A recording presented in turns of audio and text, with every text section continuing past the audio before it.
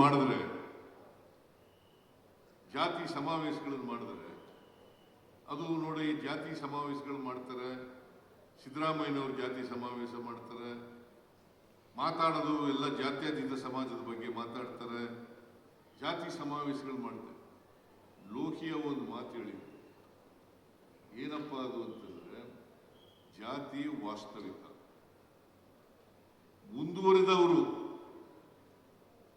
ಮುಂದುವರೆದ ಜಾತಿಗಳು ಜಾತಿ ಹೆಸರಿನಲ್ಲಿ ಸಮಾವೇಶಗಳನ್ನು ಮಾಡಿದ್ರೆ ಅದು ಜಾತೀಯತೆ ಆಗ್ತದೆ. ಅವಕಾಶಗಳಿಂದ ವಂಚಿತರಾಗಿರ್ತಕ್ಕಂಥ ಜನ, ಶೋಷಣೆಗೆ ಒಳಪಟ್ಟಿರ್ತಕ್ಕಂಥ ಜನ, ಅವರು ಜಾತಿ ಸಮಾವೇಶಗಳನ್ನು ಮಾಡಿದ್ರೆ ಅದು ಜಾತಿಯ ಸಮಾವೇಶ ಆಗಲ್ಲ, ಜಾತೀಯತೆ ಆಗಲ್ಲ ಅಂತ ಬಹಳ ಹಿಂದೆನೇ ಲೋಹಿ ಅವರು ಹೇಳಿದಂತ ಮಾತು. ಅದಕ್ಕೆ ಬಾಬಾ ಸಾಹೇಬ್ ಅಂಬೇಡ್ಕರ್ ಅವರು ಏನು ಹೇಳಿದ್ದಾರೆ ಅಂತಂದ್ರೆ, ಜಾತಿ ಇರ್ತಕ್ಕಂಥದ್ದು ವಾಸ್ತವ, ಅಸಮಾನತೆ ಇರ್ತಕ್ಕಂಥದ್ದು ವಾಸ್ತವ. ಅದಕ್ಕೋಸ್ಕರ ನೀವೆಲ್ಲರೂ ವಿದ್ಯಾವಂತರಾಗಿ, ಸಂಘಟಿತರಾಗಿ ಹೋರಾಟ ಮಾಡಿ. ವಿದ್ಯೆ, ಸಂಘಟನೆ ಮತ್ತು ಹೋರಾಟ, ಇದು ಪ್ರತಿಯೊಬ್ಬರು ಕೂಡ ಶೋಷಿತ ವರ್ಗದ ಜನ ತಮ್ಮ ಜೀವನದಲ್ಲಿ ಪಾಲನೆ ಮಾಡಬೇಕಾದಂಥ ವಿಚಾರ ಅಂತೇಳಿ ನಿಮಗೆ ತಿಳಿಸ್ಲಿಕ್ಕೆ ಬಯಸ್ತಾ ಇದ್ದೇನೆ. ಅದನ್ನು ಆಗಲೇಬೇಕು. ಇಲ್ಲೇ ಹೋದರೆ ಸಮಾಜ ಆಗೋದು ಭಾರಿ ಕಷ್ಟ, ಜಾತಿ ಹೋಗೋದು ಭಾರಿ ಕಷ್ಟ, ವರ್ಗ ಹೋಗೋದು ಭಾರಿ ಕಷ್ಟ. ಇದನ್ನು ನಾವು ಅರ್ಥ ಮಾಡ್ಕೋಬೇಕಾಗ್ತದೆ. ಹಾಗಂತೇಳಿ ಬರೀ ನಾವು ಕಾಗಿನೆಲೆ ಗುರುಪೀಠ ಮಾಡಿದ್ದು ಬರೀ ಕುರುಬರನ್ನೇ ಅಭಿವೃದ್ಧಿಪಡಿಸಲಿಕ್ಕೋಸ್ಕರ ಅಲ್ಲ. ಯಾರ್ಯಾರು ಶೋಷಿತ ವರ್ಗದ ಜನ ಇದ್ದಾರೆ, ಯಾರ್ಯಾರು ಅನ್ಯಾಯಕ್ಕೆ ಒಳಗಾಗಿದ್ದಾರೆ ಜಾತಿ ವ್ಯವಸ್ಥೆಯ ಕಾರಣಕ್ಕೋಸ್ಕರ, ಯಾರ್ಯಾರು ಅಸಮಾನತೆಗೆ ಒಳಗಾಗಿದ್ದಾರೆ, ಯಾರ್ಯಾರು ದೌರ್ಜನ್ಯಕ್ಕೆ ಒಳಗಾಗಿದ್ದಾರೆ, ಶೋಷಣೆಗೆ ಒಳಪಟ್ಟಿದ್ದಾರೆ, ಅವರೆಲ್ಲರೂ ಕೂಡ ಮುಖ್ಯವಾಹಿನಿಗೆ ಬರಬೇಕು. ಆ ಮುಖ್ಯವಾಹಿನಿಗೆ ಬಂದಾಗಲೇ ಸಮಾಜ ನಿರ್ಮಾಣ ಮಾಡಲಿಕ್ಕೆ ಸಾಧ್ಯ ಆಗ್ತದೆ, ಆಗಲ್ಲ. ಅದಕ್ಕೋಸ್ಕರ ಮಠ ಮಾಡ್ತಕ್ಕಂಥದ್ದು, ಬೇರೆ ಬೇರೆಯವರೆಲ್ಲ ಮಠಗಳು ಮಾಡ್ಕೊಂಡ್ರೆ ತಪ್ಪು ಅಂತ ನಾನು ಹೇಳಲ್ಲ. ಅದು ಉತ್ತಮವಾದಂಥ ಬೆಳವಣಿಗೆ. ಆದರೆ ಶಿಕ್ಷಣಕ್ಕೆ ಒತ್ತು ಕೊಡಬೇಕು, ಸಂಘಟನೆಗೆ ಒತ್ತು ಕೊಡಬೇಕು, ಹೋರಾಟವನ್ನು ಮಾಡಬೇಕು, ನ್ಯಾಯಯುತವಾದಂಥ ಹೋರಾಟಗಳನ್ನು ಮಾಡಬೇಕು. ಇದನ್ನು ಮಾಡಿದ್ರೆ ಭಾಳ ಒಳ್ಳೆಯದಾಗ್ತದೆ ಅಂತಕ್ಕಂಥ ಮಾತುಗಳನ್ನು ಹೇಳಲಿಕ್ಕೆ ಬಯಸ್ತೇನೆ. ನಿರಂಜನಾನಂದಪುರಿ ಸ್ವಾಮೀಜಿಯವರು ಕಾಗಿನೆಲೆ ಗುರುಪೀಠದ ಪೀಠಾಧಿಪತಿಗಳಾದ ಮೇಲೆ ಭಾಳಷ್ಟು ಕೆಲಸಗಳನ್ನು ಮಾಡಿದ್ದಾರೆ. ಇವರು ಶಾಖಾ ಮಠದವರು ಕೂಡ ಬೇಕಾದಷ್ಟು ಕೆಲಸಗಳನ್ನು ಮಾಡಿದ್ದಾರೆ. 4 ವಿಭಾಗಗಳಲ್ಲಿ 4 ಸ್ವಾಮೀಜಿಗಳನ್ನು ಮಾಡೋದು. ಒಂದು ಗುಲ್ಬರ್ಗ ಡಿವಿಷನ್ನು, ಇನ್ನೊಂದು ಬೆಂಗಳೂರು ಡಿವಿಷನ್ನು, ಇನ್ನೊಂದು ಮೈಸೂರು ಡಿವಿಷನ್ನು, ಇನ್ನೊಂದು ಬೆಳಗಾಂ ಡಿವಿಷನ್ನೇ ಹಾವೇರಿ. ಈಗ ನಿರಂಜನ ಸ್ವಾಮೀಜಿ ಇದ್ದಾರಲ್ಲ, ಅದೇ ಮೇಯ್ನು. ಅದಾದಮೇಲೆ ಬೇರೆ ಬೇರೆ ಶಾಖಾ ಮಠಗಳು.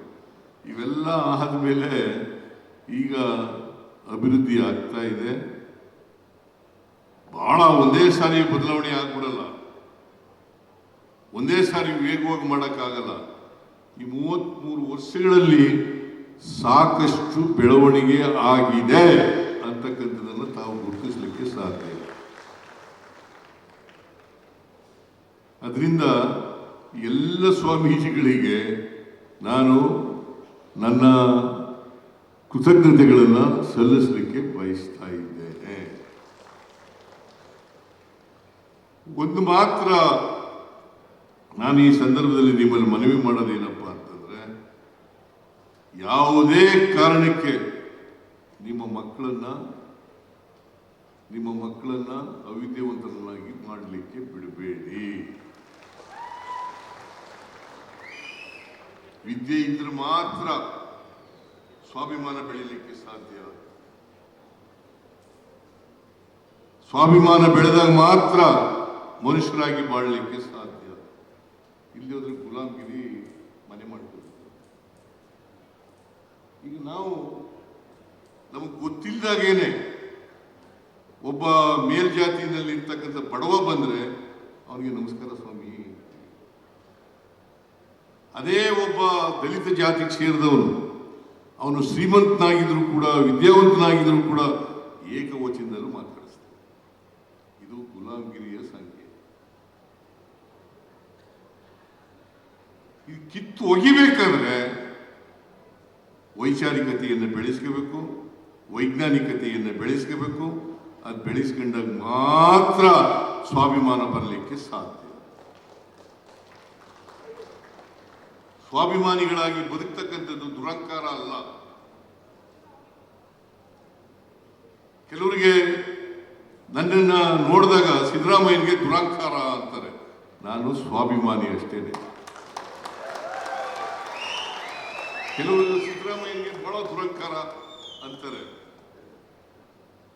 ಆದರೆ ನೀವು ಎಲ್ಲರೂ ಕೂಡ ದುರಹಂಕಾರಿಗಳು ಅಂತಂದ್ರೂ ಪರವಾಗಿಲ್ಲ, ಆದರೆ ಸ್ವಾಭಿಮಾನಿಗಳಾಗಿ ಅಂತಕ್ಕಂಥ ಮನವಿಯನ್ನು ಮಾಡಲಿಕ್ಕೆ ಬಯಸ್ತಾರೆ. ದುರಹಂಕಾರಿಗಳು ಅಂತ ಕರೆದ್ರು ಕರ್ಕೊಳ್ಳಿ, ಈಗ ನಾನೇನು ಕೇರ್ ಮಾಡಲ್ಲ ಅವರು. ಈಗ ದುರಹಂಕಾರಿಗಳು ಅಂತ ಕರ್ಕೊಂಡ್ರೆ ನಾನು ಅವ್ರಿಗೆ ಯಾರಿಗೂ ಸೊಪ್ಪಾಕಲ್ಲ. ಕರ್ಕೊಳ್ತಾರೆ, ಕರ್ಕೊಳ್ಳಿ. ಪ್ರಜಾಪ್ರಭುತ್ವದಲ್ಲಿ ಅವ್ರಿಗೆ ಅವಕಾಶ ಇದೆ, ಅವ್ರಿಗೆ ಹೇಳಲಿಕ್ಕೆ ಅವಕಾಶ ಇದೆ, ಮಾಡ್ಕೊಳ್ಳಿ. ನಾನು ವಿರೋಧ ಮಾಡಿದ್ರೆ ಮಾಡ್ಕೊಳ್ಳಿ, ಐ ಡೋಂಟ್ ಕೇರ್. ಆದರೆ ಯಾರೇ ಟೀಕೆ ಟಿಪ್ಪಣಿಗಳು ಮಾಡಿದ್ರು ಕೂಡ ರೀಸನಬಲ್ ಆಗಿದೆ ಅಲ್ವಾ? ಟೀಕೆ ಮಾಡಲಿ, ವಿರೋಧ ಮಾಡಲಿ, ಅದು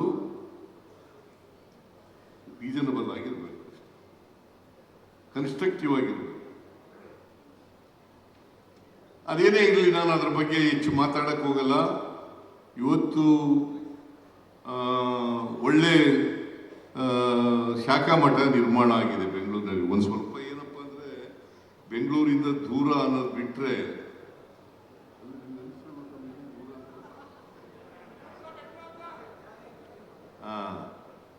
ದೂರ, ಬಟ್ 1 ಎಕರೆ ಜಾಗ ಸಿಗ್ಬೇಕಲ್ಲ. 1 ಎಕರೆ ಜಾಗ ಸಿಕ್ಕಿರ್ತಕ್ಕಂಥದ್ದು ಬಹಳ ದೊಡ್ಡ ವಿಚಾರ. ಇಲ್ಲಿ ಮಾಡಿದ್ದಾರೆ. ಇದನ್ನ ಎಲ್ಲರೂ ಕೂಡ, ಎಲ್ಲ ಜನಾಂಗದವರು ಕೂಡ ಉಪಯೋಗಿಸ್ಕೊಳ್ತಕ್ಕಂಥ ಕೆಲಸವನ್ನು ಮಾಡಿ ಇದರಿಂದ ನೀವು ಬೆಳಿಬೇಕು, ಬೇರೆಯವ್ರನ್ನೂ ಬೆಳೆಸಬೇಕು. ನೀವು ಬೆಳಿಬೇಕು, ಬೇರೆಯವ್ರನ್ನೂ ಬೆಳೆಸಬೇಕು.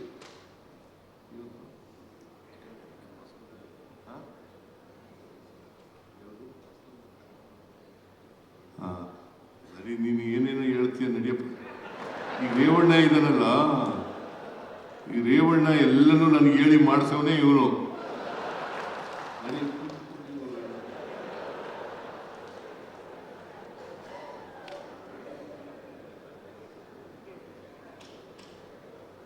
ಅದರಿಂದ ನಾನು ಬಹಳ ಜನ ನನ್ನನ್ನು ಪ್ರಶ್ನೆ ಮಾಡ್ತಾರೆ,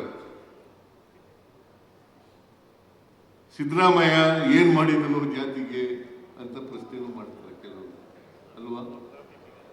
ಬಹಳ ಸಂತೋಷ. ಯಾವಾಗಲೂ ಕೂಡ ಹಂಗೆ ಒಪ್ಕೊಳ್ಳೋದಕ್ಕಿಂತ ಪ್ರಶ್ನೆ ಮಾಡಿ ಒಪ್ಕೊಳ್ಳೋದು ಬಹಳ ಒಳ್ಳೆಯದು.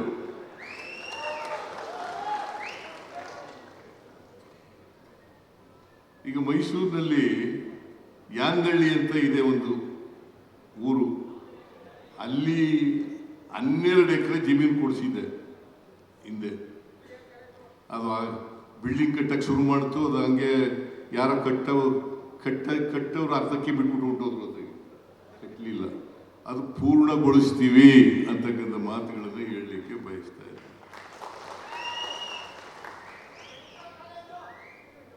ಇಲ್ಲಿ ಬೆಂಗಳೂರಿನಲ್ಲಿ ಬನಶಂಕರಿ ಇದೆಯಲ್ಲ, ಅಲ್ಲಿ ಒಂದು ಲಾ ಕಾಲೇಜ್ ಪ್ರಾರಂಭ ಆಗಿದೆ.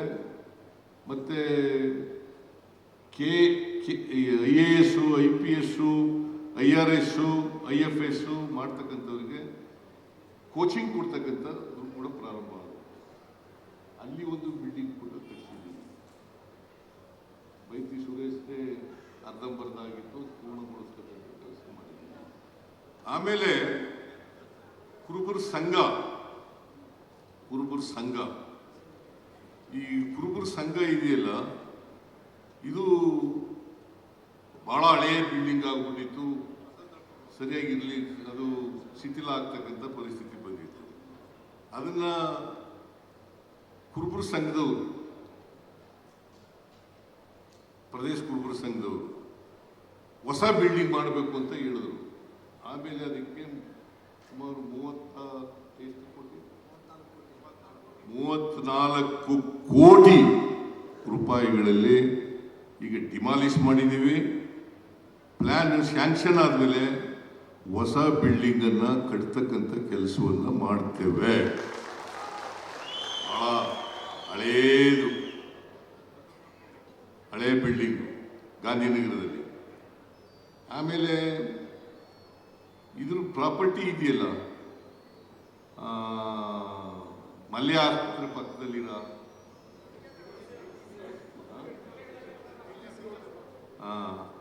ಆಸ್ತಿ, ಅದು ಹೊರಟೋಯ್ತಿತ್ತು, ಬೇಲಿ ಹಾಕಿಬಿಟ್ಟಿದ್ರು ಬೇರೆಯವರು. ಆಮೇಲೆ ಅದನ್ನು ಉಳಿಸ್ತಕ್ಕಂಥ ಕೆಲಸ ಮಾಡಿದ್ರು. ಆಮೇಲೆ ಮೈಸೂರಿನಲ್ಲಿ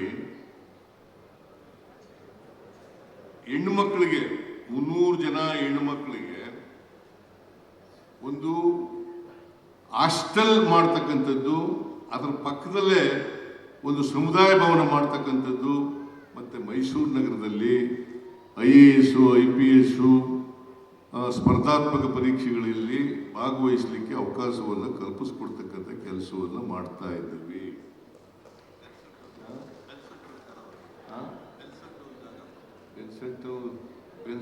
ಬೆನ್ಸೆಂಟ್ ನಾವೆಲ್ಲ ನೀವು ಮಾಡ್ಕೊಳ್ಳಿ ಕುರುಬರ ಸಂಘ.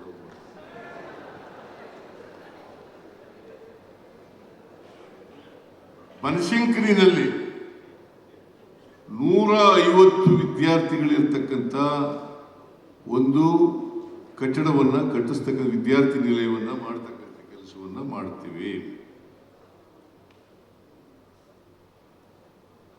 ಸೊ ಒಟ್ಟಾರೆಯಾಗಿ ಇದ್ರ ಜೊತೆಗೆ ಮಠ ಬೆಳೀತಾ ಇದೆ ಒಂದ್ ಕಡೆ, ಅದ್ರ ಜೊತೆಗೆ ನಮ್ದು ಕೂಡ ಸಹಕಾರ ಇರ್ತದೆ. ಈ ಸಹಕಾರ ಜೊತೆಗೆ ಒಟ್ಟಿಗೆ ಹಿಂದುಳಿದ ವರ್ಗಗಳ ಈ ಕಾಗಿನೆಲೆ ಗುರುಪೀಠ ಬೆಳೆಸಲಿಕ್ಕೆ ಎಲ್ಲ ಪ್ರಯತ್ನಗಳನ್ನು ಕೂಡ ಮಾಡ್ತೀವಿ. ಅದರ ಜೊತೆಗೆ ಎಲ್ಲ ಸ್ವಾಮೀಜಿಗಳಿದ್ದಾರೆ. ಒಂದ್ಸಾರಿ ಜಾಗ ಕೊಟ್ಟಿದ್ದೆ ನಾನು ಇವರಿಗೆ, ರೇವಣ್ಣನೇ ನೋಡ್ಕೊ ಬಂದು ಎಲ್ಲ ಮಾಡಿಸಿದ್ದು, ರಾಮಯ್ಯ ರೇವಣ್ಣ ಎಲ್ಲ. ಅದು ಫಾರೆಸ್ಟ್ ಸೇರೋದು ಅಂತ ಹೇಳಿ ಫಾರೆಸ್ಟ್ ಕೋರ್ಟ್ಗೆ ಹಾಕ್ಬಿಟ್ರು. ಆ ಕೋರ್ಟ್ನಲ್ಲಿ ಇತ್ಯರ್ಥ ಆಗಿಲ್ಲ, ಈಗಲೂ ಕೂಡ ಕೋರ್ಟ್ನಲ್ಲಿ ಪೆಂಡಿಂಗ್ ಇದೆ. ಅದಕ್ಕೆ ಇದೇ ಈ ಏರಿಯಾದಲ್ಲಿ ಸುಮಾರು 80 ಎಕರೆ ಸರ್ಕಾರಿ ಜಮೀನಿದೆ. ಅದು ಎಲ್ಲ ಮಠಗಳಿಗೂ ಕೂಡ ಹಂಚಿಬಿಡ್ತೀವಿ. ಎಲ್ಲ ಮಠಗಳಿಗೂ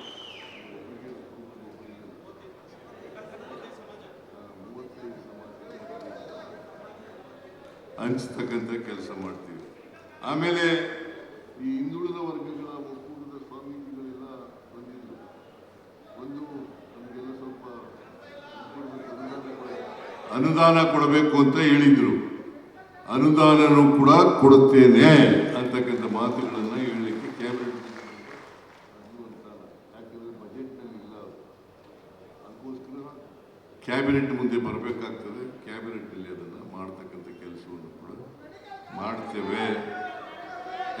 ಕೂತ್ಗಳಯ್ಯ, ನೀ ಏನು ಮಾಡಿದೆ ಅಂದ್ರೆ ಸುಮ್ಮನೆ ಬುರುಡೆ ಹೊಡಿತೆ, ಕೂತ್ಕೋ ಕೆಳಕ್ಕೆ. ನೀ ಏನು ಮಾಡಿದಿ ಅಂತ ಮೊದಲು ಹೇಳು.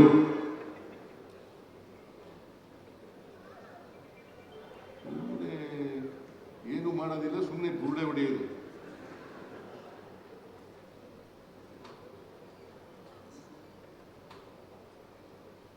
ಅದರಿಂದ ನಾನು ಅಧಿಕಾರದಲ್ಲಿರೋವರಿಗೆ, ಮುಖ್ಯಮಂತ್ರಿ ಆಗಿರೋವರಿಗೆ ಈ ಹಿಂದುಳಿದ ವರ್ಗಗಳ ಮತ್ತು ಎಲ್ಲ ಬಡವರ ಮಠಗಳಿಗೆ ಸಹಾಯ ಮಾಡತಕ್ಕಂಥ ಕೆಲಸವನ್ನು ಮಾಡ್ತೇನೆ ಅಂತಕ್ಕಂಥ ಮಾತುಗಳನ್ನು ಕೂಡ ಹೇಳಲಿಕ್ಕೆ ಬಯಸ್ತೇನೆ. ಯಾಕಂದರೆ ನಾವು ಬರೀ ಒಂದು ಜಾತಿ ದೃಷ್ಟಿಕೋನದಿಂದ ನೋಡೋಕ್ಕಾಗಲ್ಲ. ಎಲ್ಲ ಜಾತಿ ಯಾರ್ಯಾರು ಶೋಷಣೆಗೊಳಪಟ್ಟಿದ್ದಾರೆ ಎಲ್ಲ ಜಾತಿಗಳ ಮಠಗಳಿಗೂ ಕೂಡ ಸಹಾಯ ಮಾಡ್ತಕ್ಕಂಥ ಕೆಲಸವನ್ನು ಮಾಡ್ತೇನೆ ಅಂತಕ್ಕಂಥ ಮಾತುಗಳನ್ನು ಈ ಸಂದರ್ಭದಲ್ಲಿ ಹೇಳಿ ನಾನು ಹೆಚ್ಚು ಮಾತಾಡೋಕ್ಕೆ ಹೋಗಲ್ಲ. ನನಗೆ 4 ಗಂಟೆಗೆ ಬೇರೆ ಇನ್ನೊಂದು ಕಾರ್ಯಕ್ರಮ ಇದೆ. ಆ ಕಾರಣದಿಂದ ನನ್ನ ಭಾಷಣವನ್ನು ಮೊಟಕುಗೊಳಿಸ್ತೀನಿ. ಬೇಕಾದಷ್ಟು ಮಾತಾಡೋದು ಇದೆ, ಆದರೆ ಮಾತಾಡೋಕ್ಕೆ ಹೋಗಲ್ಲ. ನಿಮ್ಮೆಲ್ಲರಿಗೂ ನೀವೆಲ್ಲ ಬಂದಿದ್ದೀರಿ. ಇವ್ರಿಗೆಲ್ಲ ಊಟ ಏರ್ಪಾಡು ಮಾಡಿದ್ದೀರಿ ಸ್ವಾಮಿ.